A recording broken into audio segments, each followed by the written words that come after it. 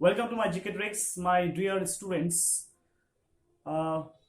তোমরা যদি তোমরা সন্ধ্যার পর থেকে যদি আকাশের দিকে তাকিয়ে থাকো, পশ্চিম আকাশে, তাহলে তোমরা লক্ষ্য করবে যে পশ্চিম আকাশে একটা জল করে তারা জ্বলছে। কিংবা হয়তো সকাল সকাল বা খুব ভোরবেলায় উঠেছো, ভোরের দিকে যদি উঠে দেখো পূর্ব আকাশে, তাহলে একটা তারা দেখতে পাবে। বলো তো সেটা কি তারা? সেটা কি আসলে তারা? না, সেটা হচ্ছে আমরা যেটা বলি শুকতারা বা সন্ধ্যা তারা। সন্ধ্যাবেলা দেখলে সন্ধ্যা তারা, সকালবেলা হলে শুকতারা, যেটা আসলে হচ্ছে একটা গ্রহ, যার নাম শুক্র গ্রহ। পৃথিবীর সবচেয়ে কাছে যে গ্রহ আছে সেটা হচ্ছে শুক্র গ্রহ। এবং সূর্যের যে আমাদের সৌরজগৎ আছে, সৌরজগতের দ্বিতীয় স্থানে যে গ্রহ আছে দূরত্ব অনুসারে, সেটা হচ্ছে শুক্র গ্রহ। আমরা জানি বুধ সবচেয়ে নিকটতম, বুধ, শুক্র, পৃথিবী, এভাবে। সো আজকে যে গল্পটা পড়বো, সেই গল্পটা কিন্তু আমাদের এখানকার গল্প না, আমাদের পৃথিবীর গল্প না, যেন গল্পটা হচ্ছে শুক্র গ্রহের গল্প। সো তোমরা বুঝতে পেরেছো অবশ্যই। Chapter 5, all summer in a day, রে ব্র্যাডবিউরির লেখা। বের করো পেজ নাম্বার 34। আচ্ছা, রাইটারের বা অথারের ব্যাপারে একটু জেনে নিই। রে ডগলাস ব্র্যাডবেরি 1920-তে যার জন্ম এবং 2012 সালে যার মৃত্যু, অর্থাৎ প্রায় 91 বছর বা 92 বছর তিনি বেঁচে ছিলেন, was one of the most celebrated American fiction writers of the 20th century. বিংশ শতাব্দীর আমেরিকার একজন সেলিব্রেটেড, বিখ্যাত ফিকশন রাইটার, ফিকশন লেখক। ফিকশন কি আমি একটু পরে বলছি। হি রোড সায়েন্স ফিকশন, তিনি লিখেছেন সায়েন্স ফিকশন। আচ্ছা, ফিকশন কি ব্যাপার জানি। ফিকশন মানে হচ্ছে what a form of literature, একটা টাইপ, স্পেশালি নোভেল, উপন্যাস, শর্ট স্টোরিও হয়ে থাকে, নোভেল্লা হয়ে থাকে। স্পেশালি উপন্যাস সেই ধরনের উপন্যাস যেটা কিন্তু কাল্পনিক, কাল্পনিক সব, যার মধ্যে যে ক্যারেক্টারগুলো থাকবে সেগুলো কাল্পনিক হতে পারে, প্লেসও কাল্পনিক, এবং যে ঘটনাগুলো বর্ণনা করা হবে সেই ঘটনাগুলো অনেকটাই যেন কাল্পনিক। তো এটা কিন্তু রিয়ালিটির ঠিক অপোজিটে, রিয়ালিজমের অপোজিটে বলা যেতে পারে ফিকশন। তো ফিকশন তিনি অনেক লিখেছেন। এবং হিরোড সায়েন্স ফিকশন, আরেকটা টার্ম পাচ্ছি আমরা, সায়েন্স ফিকশন। মানে সায়েন্স মানে কি জানি, সায়েন্স তো কল্পনাতে বিশ্বাস করে না।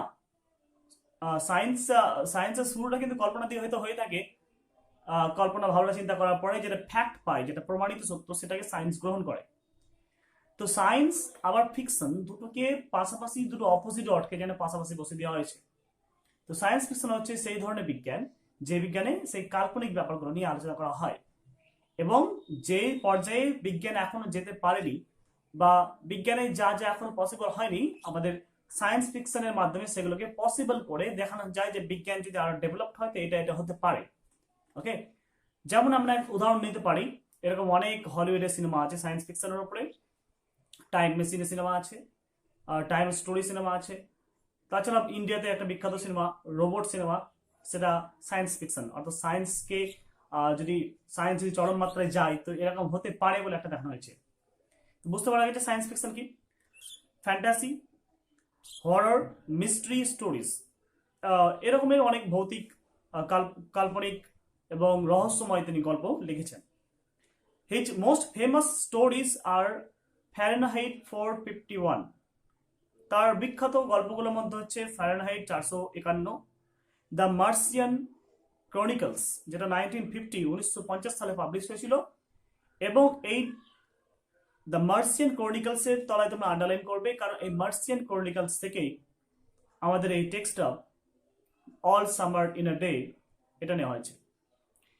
The illustrated man and it came from outer space, এই ধরনের এগুলো হচ্ছে তার বিভিন্ন writing. Many of his works have been adapted into comic books and television shows and films. তার বিভিন্ন যে উপন্যাসগুলো আছে, তার যে সায়েন্স ফিকশনগুলো আছে, তার যে বিভিন্ন ফিকশনগুলো আছে, সেগুলোকে কিন্তু সিনেমা করা হয়েছে এবং টেলিভিশন শোতে সেগুলোকে নিয়ে কমিক্স এটা ওটা অনেক কিছু করা হয়েছে। সো কথা না বাড়িয়ে এবার টেক্সটটা কি শুরু করা যাক। Page number 34, all summer in a day. তো একটু টেক্সটের অ্যানালাইসিস করি টাইটেলটার। All summer in a day মানে কি? অল সামার মানে হচ্ছে পুরো গ্রীষ্মকাল, পুরো গ্রীষ্মকাল in a day, in a day মানে একদিনে। তাহলে গল্পের নাম থেকে বুঝতে পারছি পুরো গ্রীষ্মকাল একদিনে। তো এই ব্যাপারটা একটা কাল্পনিক, প্রথমে কাল্পনিক নামকরণ দিয়ে শুরু, তাহলে বলতে পারি এটা একটা fiction. So all summer in a day, পুরো গ্রীষ্মকাল একদিনে।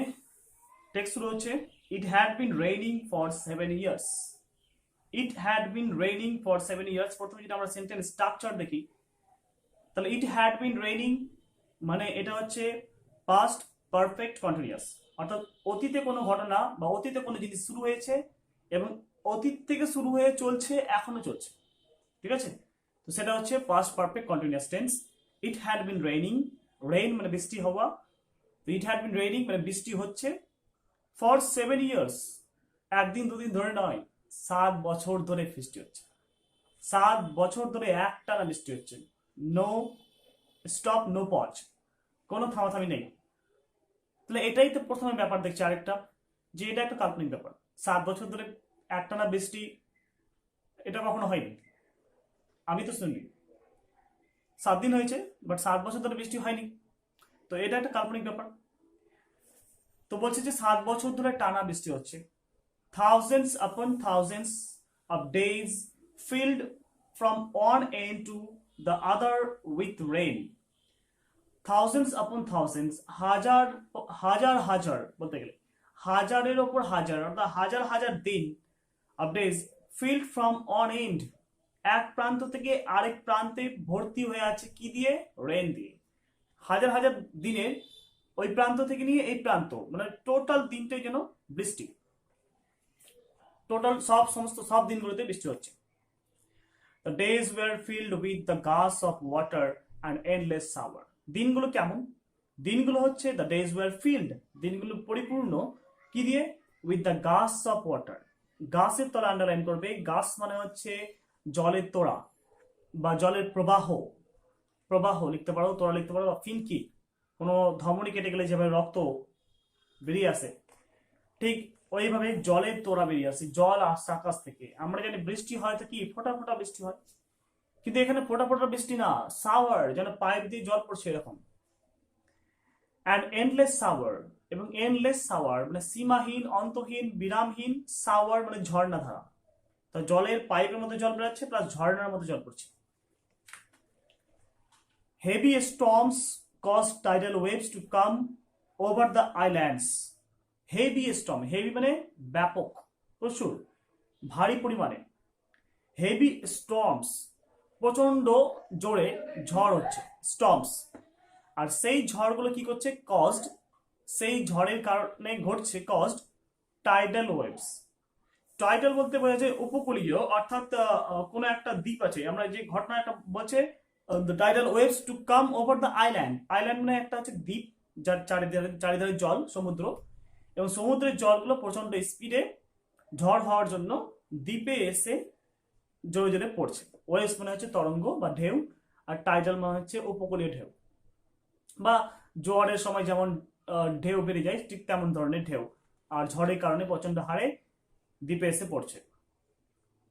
সিনারিটা, ইমেজটা মাথায় যেন ক্রিয়েট হওয়া উচিত অবশ্যই, তাহলে ব্যাপারটা বুঝতে আরো সহজ হবে এবং ইন্টারেস্টিং লাগবে। A thousand forest crust under the rain. A thousand forest, একটা দুটো বন বা জঙ্গল নয়, 1000 মতো জঙ্গল, 1000 মতো জঙ্গল কি হয়েছে? ক্রাস্ট। ক্রাস্ট শব্দের অর্থ হচ্ছে যেমন লেখা থাকে ড্রিঙ্কিং ওয়াটারের যে বটলগুলো থাকে, যে ক্রাশ আফটার ইউজ, ব্যবহার করে ক্রাশ করলাম মানে চ্যাপটা করে দাও, দলে দাও, পায়ে দলে দেওয়ার মতো। হয়তো একটা একখণ্ড টমেটো আছে, টমেটো, সেই টমেটোকে কেউ যদি জুতো পরে ক্রাশ করে দেয় কেমন হবে? বুঝতে পারছো তো? ঠিক ওই রকমই ধরো বৃষ্টিতে কি হচ্ছে? এত জোরে ঝর্ণাধারা পড়ছে, এত জোরে বৃষ্টির প্রবাহ পড়ছে পাইপের মতো করে, যার জন্য জঙ্গলগুলো, বনগুলো মনে হচ্ছে যেন থেতলে যাচ্ছে, ভেঙে চূর্ণ চূর্ণ হয়ে যাচ্ছে। had grown up 1,000 times to be crushed again. তো এই 1000 বার বন জঙ্গল ধ্বংস হয়েছে, এভাবে থেতলে গেছে, আবার 1000 বার কি হয়েছে, had grown up, আবার বড় হয়েছে, 1,000 times to be crushed again, 1000 বার আবার বড় হয়ে উঠেছে, আবার crushed again হওয়ার জন্য, আবার দলে দেওয়ার জন্য, মানে মরার জন্যই আবার বড় হচ্ছে। কারণ গাছগুলোই বড় হলে কি হবে, বন জঙ্গল যখন বড় হবে আবার জলে চাপা পড়বে, ক্রাশ হয়ে যাবে, আবার হচ্ছে, আবার জল পড়বে, আবার হচ্ছে, যাই হোক বলছে যে ক্রাশ হওয়ার জন্যই আবার বড় হয়ে উঠেছে। This was the way of life for ever on planet Venus. এই যে বর্ণনাটা এলো কোথাকার, এটা আমাদের ভারতের পৃথিবীর সবচেয়ে বেশি বৃষ্টিবহুল অঞ্চল ভারতের মৌসুম নামে না, এটা সুন্দরবনে নয়, এটা হচ্ছে this was the way of life, এই হচ্ছে আমাদের, এই হচ্ছে জীবন যাত্রা, এই হচ্ছে জীবনের প্রবাহ, forever on planet Venus, forever চিরকালের মতো, একদিন দুদিনের জন্য নয়, বর্ষাকালের জন্য নয়, ফরএভার অন প্ল্যানেট ভেনাস। কোথায় এটা, প্ল্যানেট ভেনাসে, ভেনাস মানে হচ্ছে শুক্র গ্রহ, শুক্র গ্রহ যেটাকে আমরা শুকতারা বা সন্ধ্যাতারা বলে থাকি, সেই শুক্র গ্রহ বা ভেনাসে এরকম ঘটে। আদৌ কি তাই ঘটে? না, এটা হচ্ছে একটা কাল্পনিক গল্প। প্রথমে বলা যায় ফিকশন, ফিকশন রাইটারদের বৈশিষ্ট্য, তার কল্পনা শক্তির ইমাজিনেশন পাওয়ার এতটাই স্ট্রং করে তারা লিখবেন যে যেটা ঘটেনি সেটাকে এমন ভাবে প্রেজেন্ট করবেন যেন মনে হচ্ছে সত্যি রিয়ালি ঘটে। Here was located the school room of the children belonging to the men and women who came by rockets from Earth. তো এখানে হেয়ার বলতে কোনখানে, পৃথিবীতে না ভেনাসে, ভেনাসে।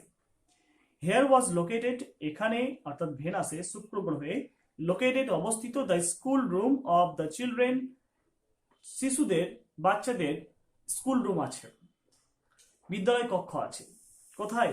Belonging to men and women, belonging মানে কাদের, কাদের বলা হচ্ছে, বিলঙ্গিং টু মেন উইমেন, যে চিলড্রেন গুলো আছে, যে বাচ্চাগুলো আছে তারা কাদের, মেন অ্যান্ড উইমেন, পুরুষ এবং মহিলা, হু কেম বাই রকেটস, যারা রকেটে করে এসেছে, কোথায়, ফ্রম আর্থ, পৃথিবী থেকে, অর্থাৎ আমাদের এই বিশ্ব থেকে, আমাদের দুনিয়া থেকে, পৃথিবী থেকে যারা গেছে কোথায়, যারা গেছে শুক্র গ্রহে, এবং সেখানে গিয়ে থাকছে, তাদের সন্তানগুলো, তাদের সন্তানরা পড়াশোনা করার জন্য বিদ্যালয়গুলো সেখানে অবস্থিত, অর্থাৎ শুক্র গ্রহে অবস্থিত। They set up a civilisation in this raining world, তারা সেট আপ করেছে, সেট আপ মানে স্থাপন করা, স্টাবলিশ করা।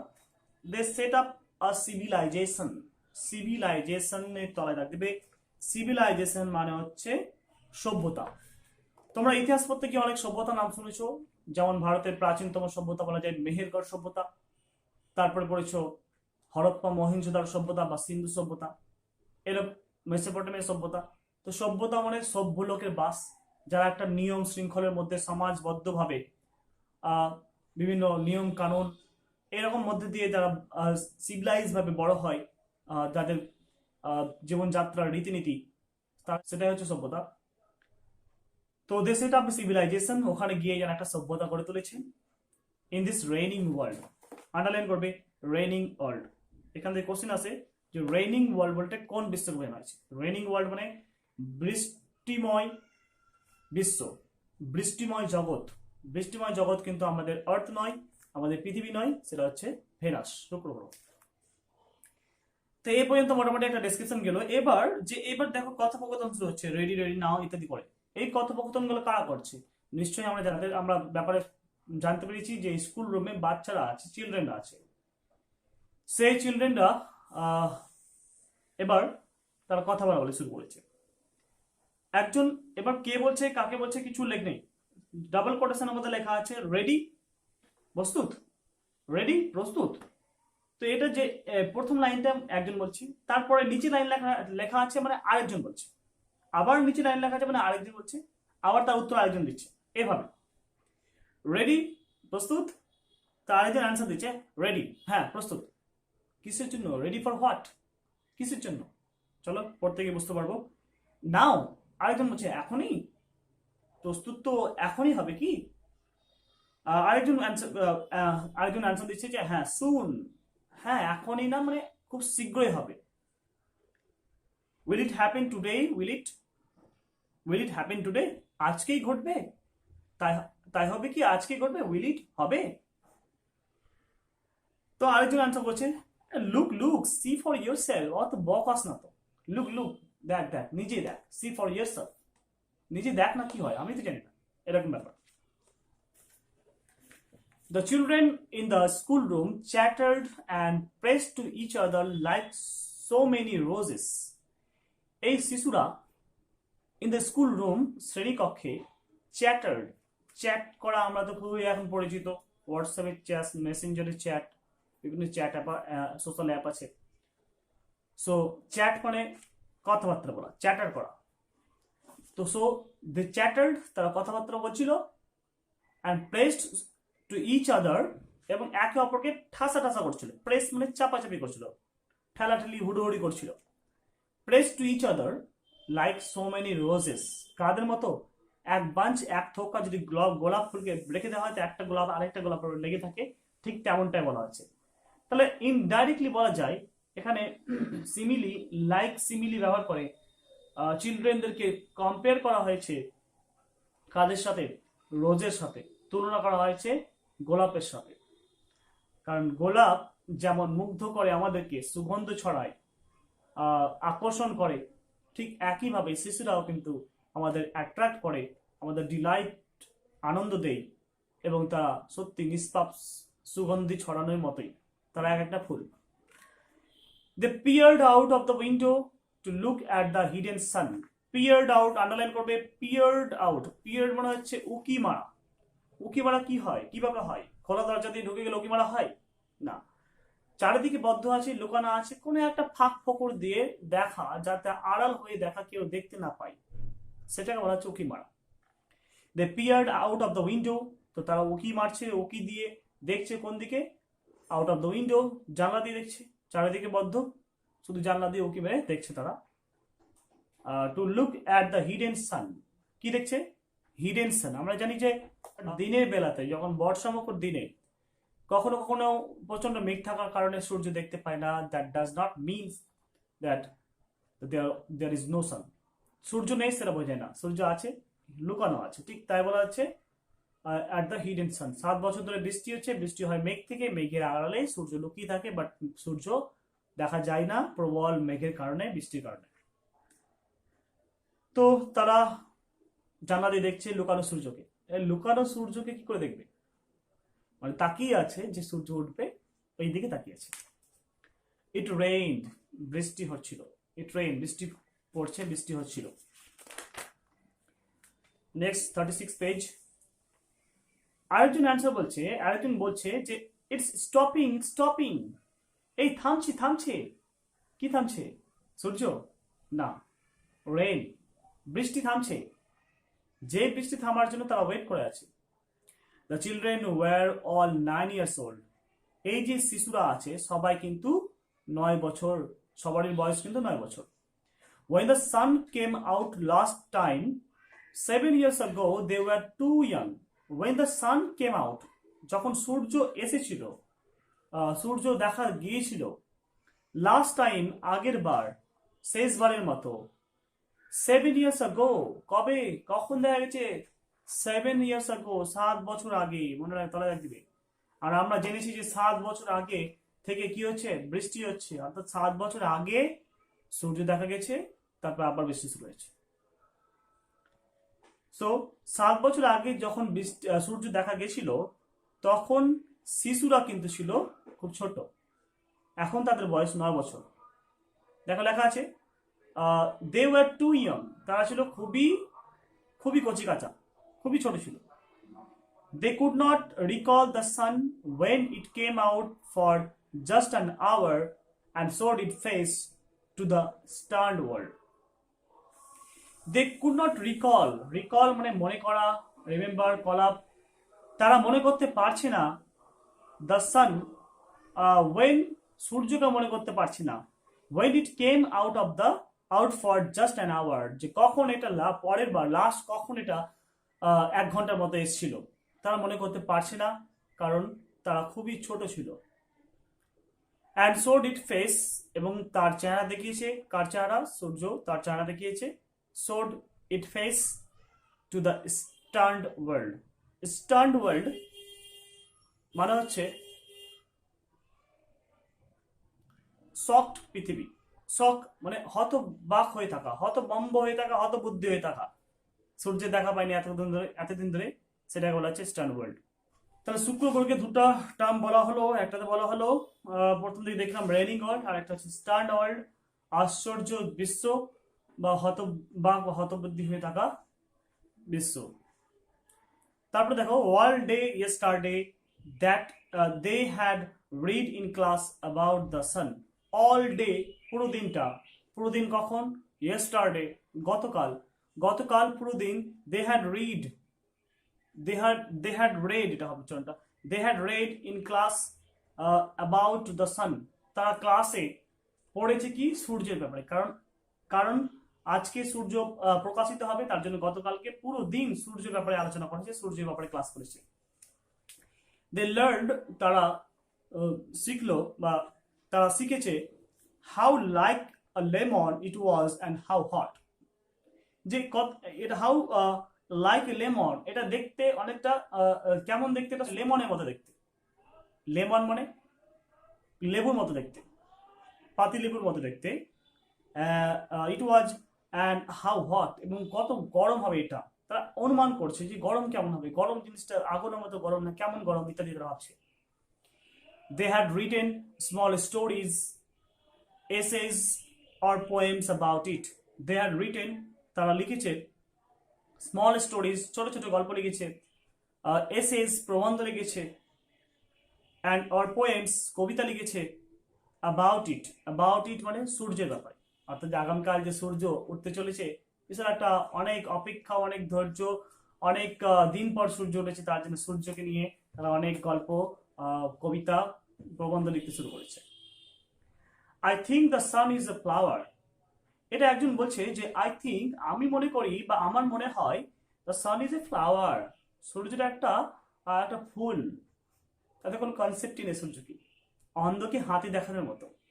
অন্ধ লোককে যদি হাতি একটা থাম আছে, পিলার আছে, সেটা ধরে বলা এটা হাতির পা, ও এটা হাতির পা। কুলো দেখিয়ে বলা এটা হাতির কান।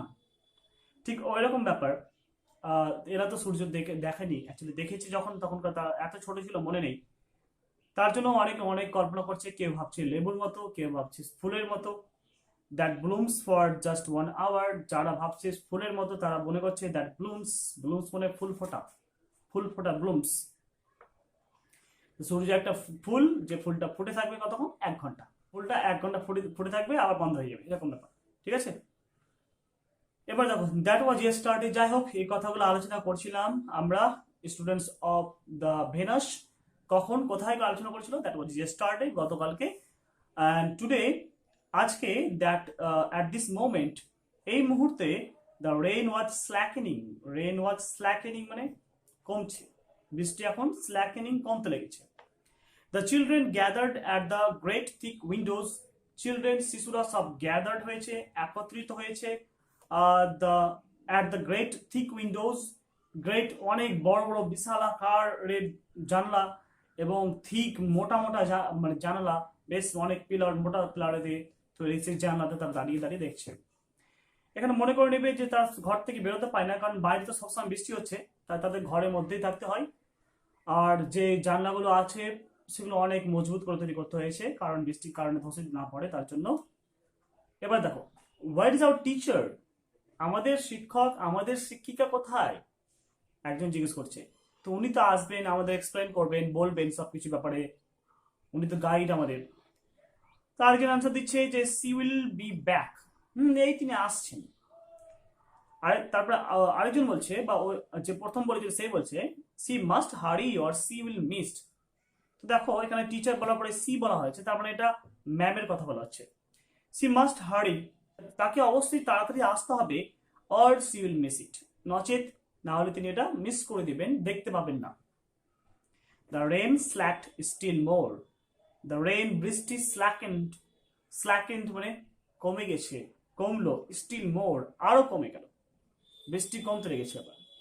তার মানে দ্য সান ইজ কামিং। এই পর্যন্ত থাকছে আজকে ফার্স্ট ক্লাস। নেক্সট ক্লাসে পরেগুলো আলোচনা করব। তোমরা অবশ্যই মানেগুলোকে ভালো করে বুঝে নিয়ে পড়ো। Thank you.